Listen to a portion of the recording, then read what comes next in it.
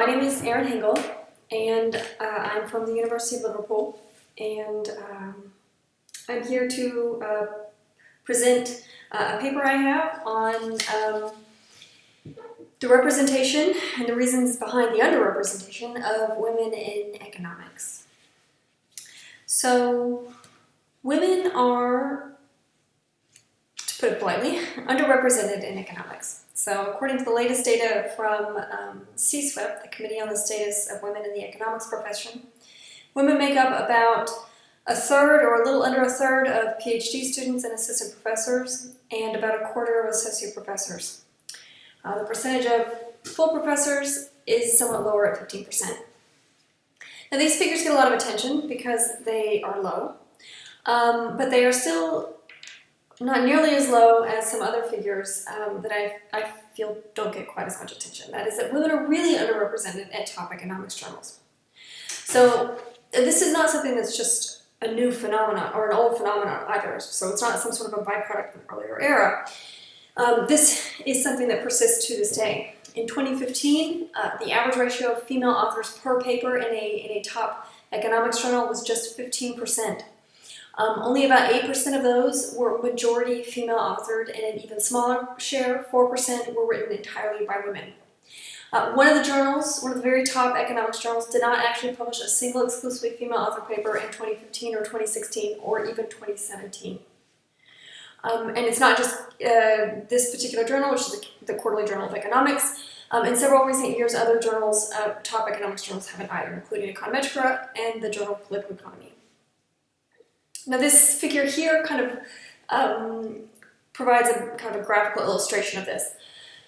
So what we have here on the x-axis is year, and on the y-axis is percentages. So the teal line is the percentage of papers published in a top 4 economics journal. So that would be American Economic Review, Quarterly Journal of Economics, Journal of Political Economy, and Econometrica.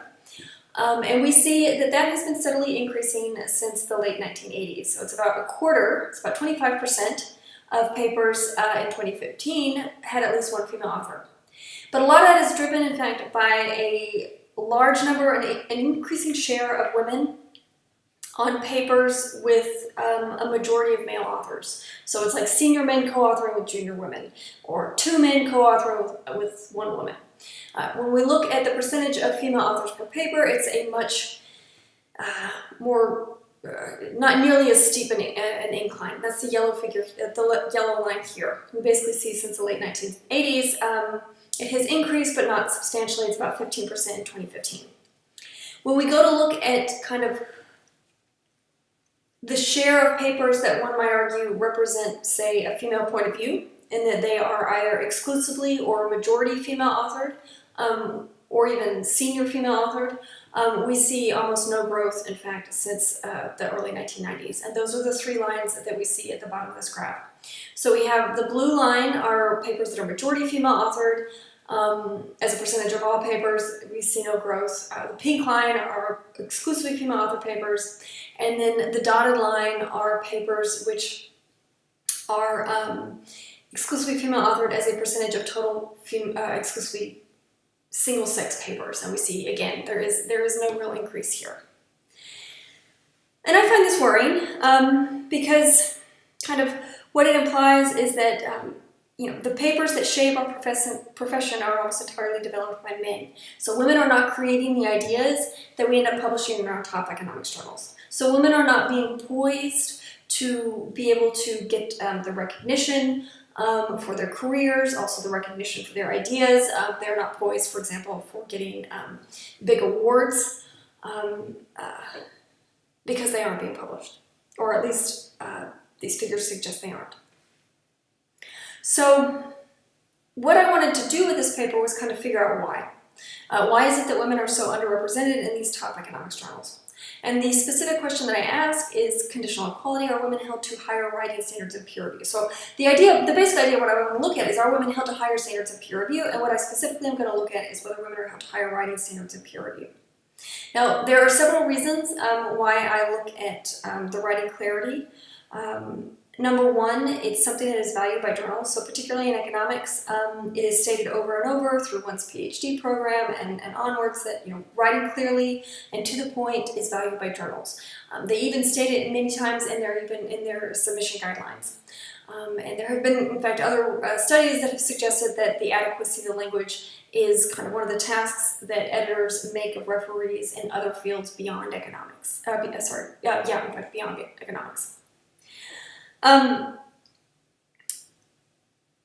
Another reason why I look at writing clarity is because it is an area that can be relatively easily quantified. So there is a substantial amount of literature, particularly in the linguistics and in education area, that has evaluated what it means to be good writing. And so a lot of this literature has found that good writing is basically highly correlated with simple vocabulary and short sentences. So there have been literally hundreds of different indicators that have been created to kind of exploit this type of relationship. In this particular paper, I use the 5 most widely used, reliable, and tested formulas for adult reading material. And they are the Flesch Reading Ease, Flesch Kincaid, Gunning Fox, Smog, and Dale Charles scores. As far as textual input, I take every article abstract that was published in a top 4 economics journal. Again, that's the AER, American Economic Review, Econometrica, Journal of Political Economy, also JPE, and QJE, which is the Quarterly Journal of Economics. So every article abstract that was published in one of these issues since 1950. As far as the empirical specification, what I first want to do is I want to kind of establish that there is in fact a gender readability gap, and I find that it is. I won't go over that today in this presentation, kind of in the interest of keeping things short, but I find that female author abstracts are indeed more readable in economics journals. It's about 1 to 2% as measured by these readability scores. And then I want to go into kind of what is it that might be the reason for their greater readability. And specifically, is it because women's papers are being held to higher standards in the form of writing, or could it be something else? Now, the way that I'm going to do that is basically a 2-step process. So first, what I do is I kind of causally link this gap in readability to the peer review process. And I do that by comparing a paper as it existed before it went through peer review to how it existed after it went through peer review. And if we see kind of a widening gap, that suggests that there is a causal link to the peer review process. Now, there are several explanations that could potentially explain why this gap might emerge at that point. One of which is, for example, women just might be more sensitive to referee criticism, so they might be more likely to make changes that are requested of them by referees. So what I'm going to do is then use, I'm going to model an author's decision-making process using a subjective expected utility framework in order to distinguish between these kind of supply and demand side effects and see which one is more important. Okay. So here's the kind of the first specification. We have the causal impact of peer review. And again, like I said, to begin with, what I basically do is I take the version of an abstract that existed pre-peer review, and I match it to that same abstract post-peer review in the form of the published paper, okay? And so if we see that there is a change in readability between genders, then that suggests that it was something that was caused by the peer review process, in the sense that if peer review had not existed, there would not have been this change in the readability in the paper. So to do that, I basically matched all of my papers, as many papers as I could in my data set, to working paper versions of those same papers that were released through the MBER working paper series. Now these working papers are interesting and kind of a good source because the MBER working papers tend to be released almost exactly the time that people actually submit them for peer review. So you really are seeing a version of a paper, usually, that existed at approximately the same time the author submitted to peer review. It also is kind of a unique single source for papers, and it is high quality in the sense that a lot of the papers that actually end up being published in top economics journals actually were first released as an MBER working paper. So I ended up being able to match about 1/5 of the data in my sample. So that was about 2,000 articles. I was able to match from a published paper to the initial working paper version. Now, if you look at this table here, ignore the first column, look at the second panel where it says FGLS. Now in the very first column of that second panel, it says working paper. So what I do basically there is I take, I regress the ratio of female authors on, I regress the working paper readability scores on the ratio of female authors. And we see here the coefficient on the ratio of female authors in those papers. And we basically see that there is a positive and significant gap for most of the scores in the working paper version, which just suggests that women are already writing more readably before they even submit to peer review. And then in the second column of the second panel, so where it says published articles, this column displays the coefficient on the female ratio for the exact same regression, where I basically regressed the published article readability on the ratio of female authors, controlling for various factors. We see that it is also positive and highly significant, and substantially bigger than what we have in the first column of the FGLS estimates. The difference is then in the third column of that second panel, and we see that it is positive and significant for all 5 scores. So basically what it's suggesting is that, yes, women's papers are more readable already before they submit to peer review, but they become even more readable during the peer review process or in the published article. And as long as there isn't anything going on between the point at which an author releases their paper as a working paper and then actually has it published as a published paper that would affect the readability except for the peer review process, then we can basically say that this increase in readability that's caused during that period is due to the peer review process. Again, in the sense that if peer review didn't exist, we wouldn't have this increase in readability. So we can in that sense, attribute it to that precise mechanism. In the final column, I actually do the same thing that I did. It's a very similar regression. The only difference is instead of running 2 separate regressions and then differencing the coefficients, I instead take the readability of the final version of a paper and subtract the draft readability of a paper from its final version readability and use that as the dependent variable. And we basically see that the coefficient on female ratio is very similar across all 5 scores. So yeah, these estimates basically suggest that yes, peer review does have a causal impact on gender differences in readability of academic articles. We find that the readability gap increases during the time it is undergoing peer review by about 2 to 3 times. And it suggests, if we represent kind of these increases in percentage point terms, it suggests that the peer review causes female author abstracts to be about 2 to 5% more readable than they otherwise would in the absence of peer review. Now, like as I already mentioned, there are explanations one could have that might also similarly explain this. So it could be that women, why is it that we're seeing that peer review causes this increase in readability? It could be that women are voluntarily doing this. Maybe they just like to, I don't know, or kind of more realistically, perhaps they're poorly informed. They don't know that this is not necessarily going to actually. Referees may say rewrite this, but they may put too much effort into rewriting it. Because they're more sensitive, they're more likely to obey those requests. I don't know. So that's what I call kind of group into possibility 1. It could, however, be that as a condition for acceptance, women kind of know that they have to respond to this, so that they're more likely to be asked to do this, and they also know that they are required more to respond to this in order to be accepted. And so it's kind of a response in that sense by referees and or editors. So they're not. It's not that they're doing it to themselves. It's more that they're having it done to them. Now, I want to emphasize that in a sense, both of these problems are problems. Because they basically mean that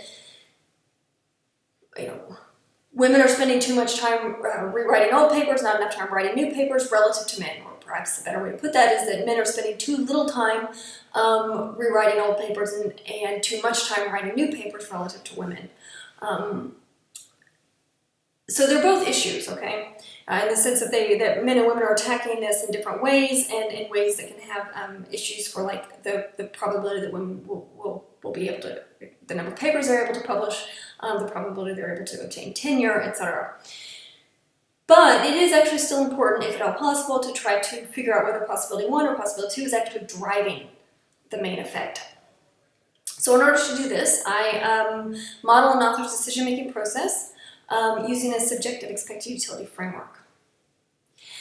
Now, I'm not going to go into all the maths, because literally nobody likes it when I do that, but kind of the simple explanation here is that, what is the model trying to do? Well, if you consider me, or consider a woman, a female economist, and assume that her preferences are fixed over time.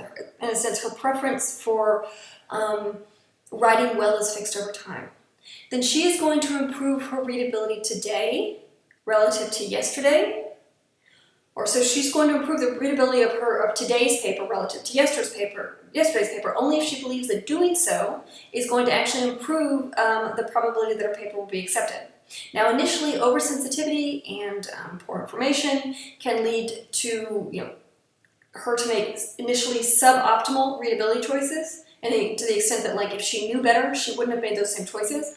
But over time, she is going to submit more papers to these journals. She is going to referee more for these journals. In many cases, she is going to actually be an editor of these journals herself. So she is going to realize whether or not these changes that she's making, so maybe she's being too sensitive to referees' demands to, say, rewrite text, and she's going to realize, oh, actually, that's irrelevant. I don't have to pay attention to those things that the referee is saying. So she's going to do them less, okay? Because she knows it doesn't actually contribute to her acceptance rate. If you, however, see that she's actually doing them more, then that means that she has, in fact, figured out that doing these activities actually leads to higher acceptance rates.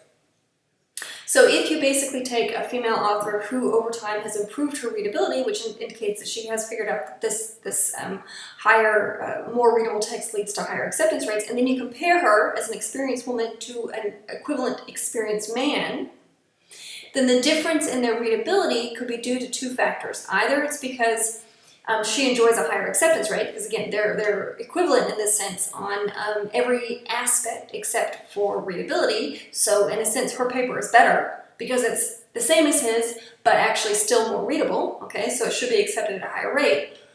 Or she was only able to achieve the same acceptance rate as him because she actually put in the extra effort to have everything more clearly written, so she actually is subjected to tougher standards.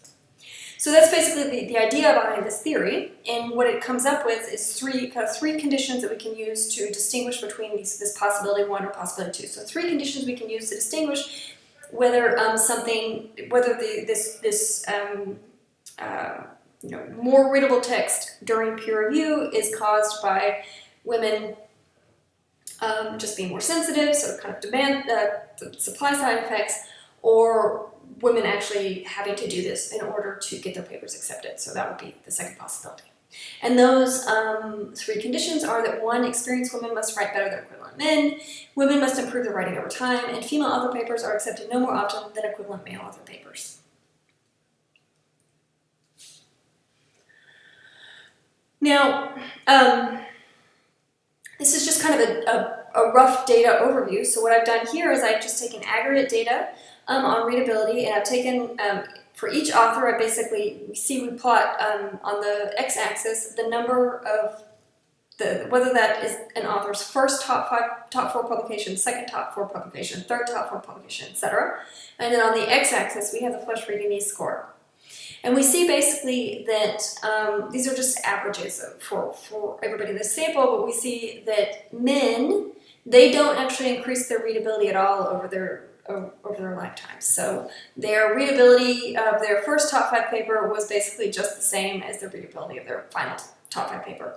But for women, we see a steep increase. So the readability of the first top 5 paper is somewhat more readable than men's, but it increases even more and more and more as they publish more papers. So again, this is kind of suggesting that experienced women, they do write better than equivalent male economists, and they are. It looks like they are indeed improving their writing over time. And importantly, the data that I have does not actually identify probability of acceptance, so I can't actually check the third condition, but this has been extensively studied elsewhere. There does not appear to be a female advantage in acceptance rates So kind of these three conditions, in that sense, kind of on average hold.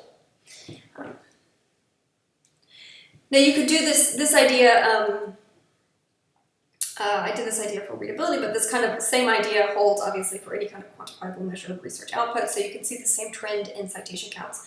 So if you look at differences between men's and women's very first top four publication, you see very little difference in their citation counts transformed with the inverse hyperbolic sine function. But as their number of articles that they publish in top four journals increases, as they gain experience effectively in peer review, we see that women increase, the citations increase, but men it stays relatively flat. And again, this is suggestive evidence that these three conditions I have from theory do hold, that it's experienced female economists are citing more than equivalent male economists. Women increase their citation counts over time. And again, as long as they're, because I cannot test this, no female advantage in acceptance rates, this is kind of suggestive evidence that those three conditions hold. I'll also mention there was a recent study by Card, Delavigna, Irabiri, and Funk that did actually look at acceptance rates over a semi-overlapping set of journals, and they also find in that one, for a similar time period, that there is no female advantage in acceptance rates. Okay, so that was just suggested evidence. The difficulty here is that each of these conditions that I identified with the model must hold for the same author. First, before and after gaining experience, so this is kind of this within-author comparison. So in order to do that, I then restrict the sample to authors with 3 or more top 4 publications. And then again, when compared to an equivalent experienced author of the opposite gender, so between author comparison. So basically, I need to have these conditions hold for the same author in a within-author comparison and a between-author comparison. And so for the within-author comparison, I restrict the entire sample just to authors with 3 or more top 4 publications. The between-author comparison, I match experienced authors to members of the opposite sex. To do that, I use observable characteristics, including citations and field, that can kind of predict, that are supposed to match authors' post-gaining experience on everything except for readability. So it's supposed to match authors to similar authors who write papers on similar topics with similar novelty and similar quality in their research, but of the opposite gender and a different potential readability. Now, I won't go through all of these estimates, but what I find from this is that kind of this, after restricting the data as I do, and looking at the match pairs, I find female authors disproportionately satisfy both of these conditions in each match pair. And kind of an estimate that I derive from this suggests that the higher writing standards could cause senior female economists to write about 7% more clearly than they otherwise would.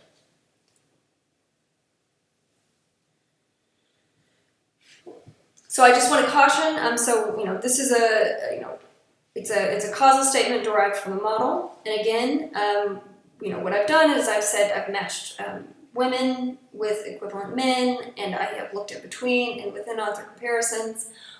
It suggests that there's higher writing standards for women, and that it causes them to have to write quite a bit more clearly. But it does crucially depend on appropriately accounting for differences in kind of the non-readability qualities of experienced men's and women's papers. So basically, I have to make sure that the men and women that I match to are in fact equivalent. It is, however, possible that the observables that I match on, such as citation counts and field, don't completely capture this characteristics of quality, in which case we may have this kind of substitution effect. So better writing in that sense could compensate for some, so women's better writing could compensate for some other thing in men's papers. So some other advantage, such as novelty or more innovative ideas present in men's papers. So women basically can't, they're not capable of doing, or they write more clearly, whereas men write more innovative papers, for example. Nevertheless, if we assume that men and women are equally capable researchers, okay, then if that were the case, then the cost of both genders of implementing their respective strategies must be equal. So women in this sense would have a strategy of basically writing more clearly, and men in this sense would have a strategy of, say, writing more innovative papers. Now, if they are both identically or equally capable researchers, then again, the cost to each of them of doing the strategy must be equal. Otherwise, women would have an incentive to adopt a strategy that's marginally closer to men's strategy, and so reduce their cost, increase their reward, or men would have an incentive to adopt a strategy marginally closer to women's strategy, so increase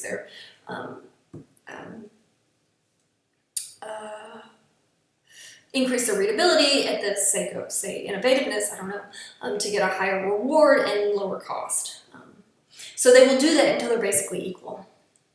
So this is kind of so I wanted to test that. So this is kind of the big thing that might make it so that my estimates aren't really reflecting a fact that women are actually held to higher standards. So I wanted to see, okay, well, are their costs the same for both genders?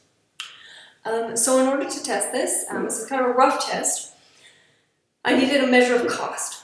A measure of what it costs to publish in a top journal.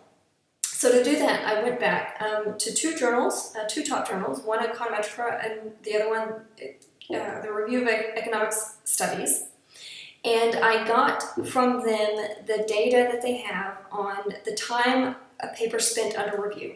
So basically, it's the date the paper was submitted to peer review and the date that the final paper was accepted for peer review. And so this gives us like a length of time during which the paper was under review. And I use that then as a cost measure.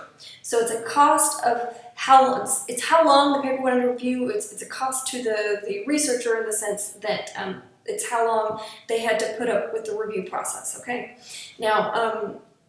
And it is a cost, of course, because a longer review process that you have to go through, then obviously it's going to be a lot longer before you can get tenure, it's going to be a lot longer before you can move on to your next project, etc. And these are not like small costs. In economics, you can spend 2 or 3 years of your life in peer review for just one paper. So I wanted to see basically, are there any differences, gender differences in these peer review times to proxy for cost when we control for as many observables as we can. So again, this is a rough test of this cost theory, but what I do here is I just regress this kind of time spent in review on female ratio, controlling for author seniority. That's what max T5 is. Number of pages, because long it's been found that number of pages increases the time one spends in peer review. NJ is the number of co-authors. Order, that's a variable that reflects the order that particular paper was in an issue. Citations and various fixed effects. And we basically find that actually female author papers spend substantially longer in peer review. So these figures are represented, the top row is what we're interested in. We see these figures are represented in months. And basically, female authors spend about 5 months longer, 5 to 6 months longer in peer review at Econometrica, and about 3 months longer in peer review at Review of Economic Studies. So this is just one paper, so it's quite a substantial amount of time. It suggests that at least when women are getting accepted to these two journals, they're having to spend at least 3 to 6 months longer in peer review. So they're kind of 3 to 6 months behind their male counterparts in kind of the tenure track or the speed with which they can turn around papers. And it suggests in any case that, in fact, the cost to women is not the same as it is for men. And here's another estimate because kind of one of the... so for one journal, just to rule out the possibility that it might have something to do with family effects, I additionally, for all of the papers in that particular journal that were exclusively female authored, I researched whether the female authors actually had children, whether they gave birth during this period of peer review and or had young children during peer review. And I find that if anything, controlling for these family factors, if anything, just increases the gap. It goes up to about 6 to 9 months.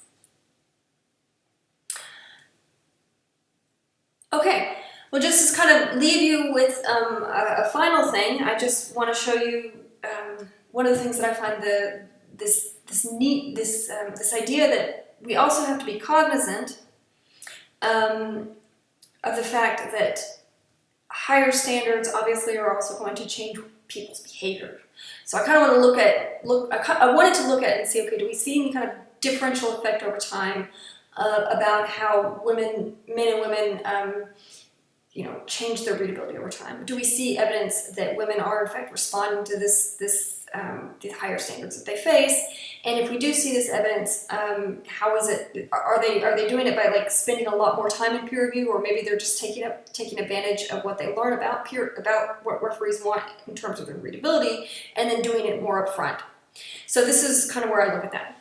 So first, what we have here is men. So this blue circle represents the draft readability of a male author paper.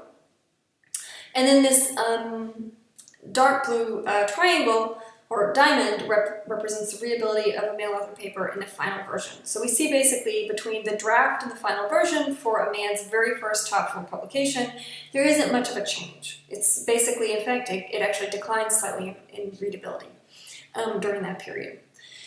Now let's see if this is going to change over time. So we see no, there isn't a huge amount of change over time. So by the second paper, a top 4 paper, sorry, the draft readability is still slightly higher than the final readability, but there's a slight fall, but it's not significant. Same for their third top 4 paper, 4th to 5th, and 6th and up top 4 paper. Now for women, here we have this pink circle. This is the draft readability of a female author paper. And we see that it's about the same as the draft readability for a male author paper when they're for women's very first top 4 publication. But we see that after the peer review process, women's papers increase substantially. So by the final version of that paper, it is much more readable. There's a big difference, a big jump between draft and final version readability for women's paper that we did not see for men's.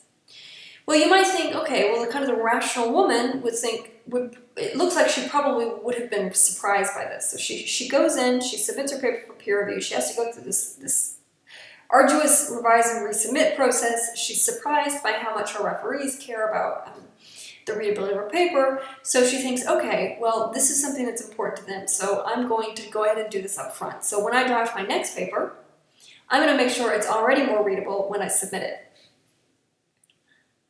And we see indeed this is the case. So we see that the readability of her draft second paper is much more readable than it was as her first paper. So this is again a conditional on publication in a top 4 journal. But then there is still a substantial increase in the readability between draft and final version of that paper. So it does still increase. And then, of course, we see that her draft readability by her third top 4 paper is even more readable still. There is a slight increase. It doesn't really get around until the 4th to 5th and the 6th and up top 4 publication that we start to see a similar relationship as we do for men, in the sense that the readability in their draft version is higher than readability in the final version. Although I caution, because the sample sizes for women above 3 is small. Anyway, so that kind of concludes the presentation. It just the point I want to get across there is just that these if women are being held to higher standards, then of course it means that they're not going to publish as often in our journals. It also means that it has big implications for how we measure productivity and how we reward in academia. So in the sense that women may produce better quality output, but of course that's going to cost time. So they're spending more time revising old work and not enough time creating new work, okay? So they're spending more time on their old stuff, not enough time on their new stuff, so they're going to end up producing less numbers-wise. Now, if you were to actually rate it by kind of quality-wise, in the sense that their stuff is better, and you were able to weight that, then that would be fine. But because we often can't do that, and often we just have like these coarse measures, like number of publications, this kind of a thing is going to make women appear less productive than they really are. So it can be a good explanation for why we have our publishing paradox in academia. Okay, that is the presentation, and I thank you all for listening to it, and I hope I haven't confused you too much. Bye.